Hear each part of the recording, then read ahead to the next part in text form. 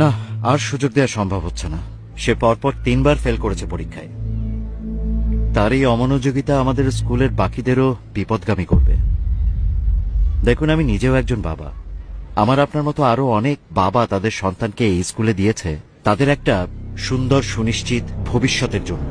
এখন তার জন্য যদি আমাদের বাকি বাচ্চাদের পড়ালেখা ঠিকমতো না হয়, তাহলে আমি বাকি বাবাদেরকে কি বলবো আপনিই বলেন।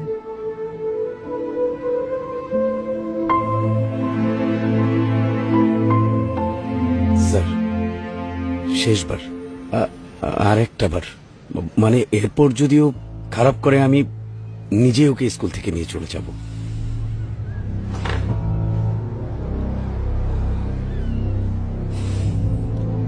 ঠিক আছে, শেষ সুযোগ।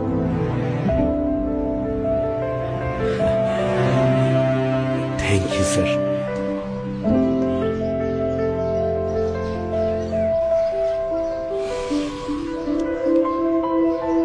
চল।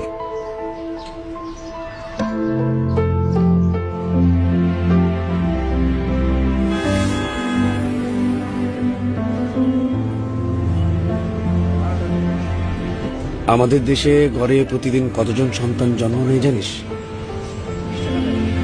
প্রায় ৯,৫০০। আর প্রতিটা সন্তানের সঙ্গে জন্ম নেয় একজন বাবার স্বপ্ন। অফিসে বসে কাজ করা বাবা, রিক্সা চালক বাবা, খেতে কাজ করা বাবা, কিংবা কারখানায় ঘাম ঝরানো বাবা।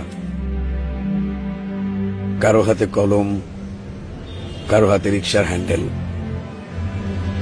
কিন্তু স্বপ্ন সবার এক, সন্তানের সুন্দর ভবিষ্যৎ।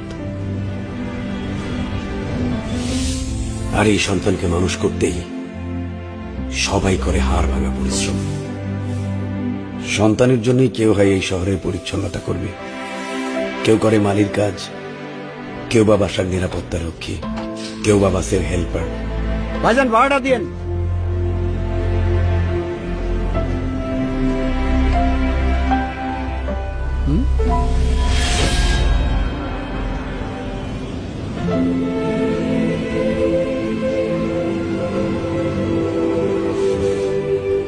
পার্বত্য চট্টগ্রামে যখন ছিলাম, অপারেশন দাবানলে শান্তি বাহিনীর গুলিতে ডান হাতটা হারিয়েছিলাম।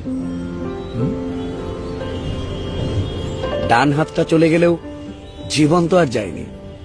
জীবনটা চলে গেলে এই স্বপ্নটাকে তো আর বড় করতে পারতাম না। না ভাইজান, আপনারতে ভাড়া লমুন আমি। আপনারা হইলেন এই দেশের রক্ষক।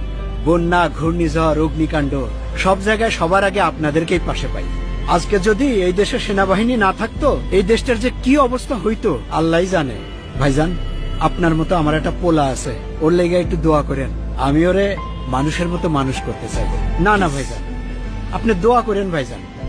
আপনারা আমগো দেশের গর্ব। তোকে যখন স্কুলে ভর্তি করাই, তখন তোর দাদু মৃত্যুর সঙ্গে লড়ছিল। মাস শেষে যে করে টাকা থাকতো, সংসারের খরচ, তোর দাদুর চিকিৎসার টাকা, তারপরও বুক ভরা স্বপ্ন নিয়ে তোকে স্কুলে দিয়েছিল।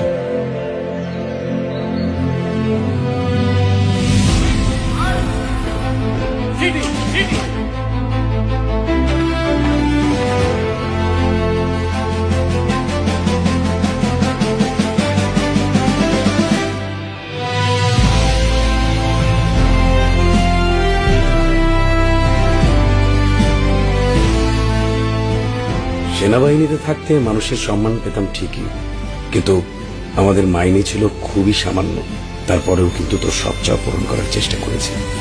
তোর শখ, তোর আনন্দ, তোর পছন্দের জিনিসগুলো বুঝিয়ে দিতে সব সময় তোর পাশে থেকেছি। আমার শত ব্যস্ততা বা ক্লান্তির মধ্যেও তোর হাসিতে আমিও হাসতাম। কিন্তু এই হাসির পিছনে ছিল সৈনিক জীবনের অকথ্য কষ্ট, পরিশ্রম আর ত্যাগ, যা টাকায় মাপা যায় না। রাত জাগা ডিউটি, ভোরের আগে শুরু হওয়া কঠোর প্রশিক্ষণ, দিন মাস বছর কেটে গেছে, তবুও কখনো জীবন নিয়ে অভিযোগ করিনি।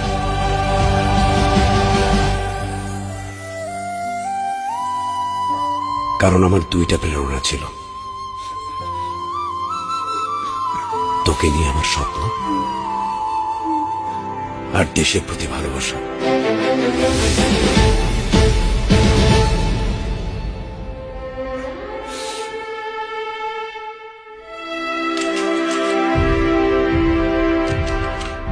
পার্বত্য চট্টগ্রামে দেশের শত্রুদের বিরুদ্ধে অপারেশনে গিয়ে গুলি খেয়েছি।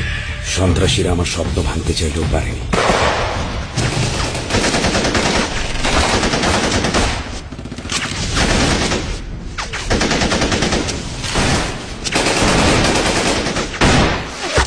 তবে ইউনিফর্মটা ছাড়তে হয়েছে।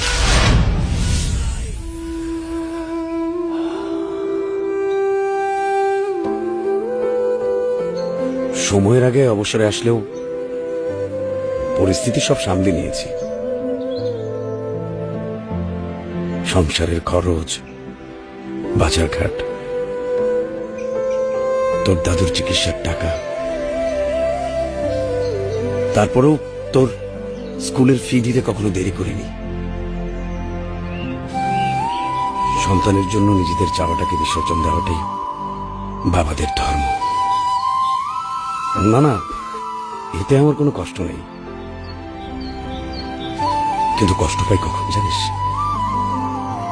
যখন তুই ঠিক মতো লেখাপড়া করিস না, লক্ষ্য বাদ দিয়ে তুই বিপথে যাস, তখন দেখ তন্ময়, শত্রুদের সাথে যুদ্ধ করে হাত হারিয়েছে, কিন্তু তুই আমার একমাত্র বাঁচার অবলম্বন। মরে যাওয়ার আগে যেন দেখে যেতে পারি তুই এ দেশের পতাকা উঁচু করে ধরবি, বড় মানুষ হবি, ভালো মানুষ হবি।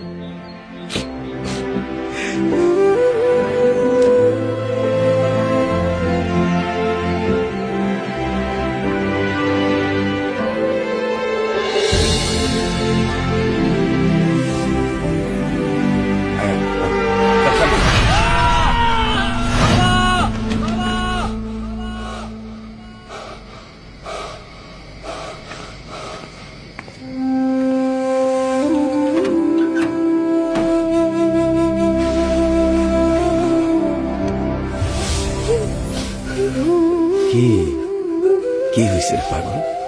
সরি বাবা, এখন থেকে আমি তোমার সব কথা শুনবো বাবা। আচ্ছা, কি হয়েছে রে বোকা? কালকে না তোর পরীক্ষা, বাবা তোকে নিজে স্কুলে নিয়ে যাবে। হ্যাঁ, আমি হাঁটবো বলে তোমার স্বপ্নের পথে সাজিয়েছো বাবা তুমি আমার রাস্তাকে বাধাহীন রঙিন করে।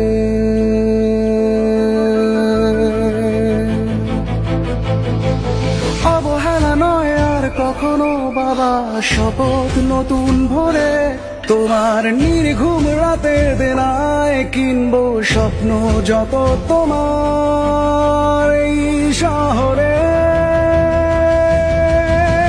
হারবে না তুমি নতুন প্রত্যয়ে, আমি হাতে দেব না তোমার স্বপ্নকে কখনো। নতুন সূর্য আমাদের দিগন্তে উঠেছে, নতুন বার্তা নিয়ে।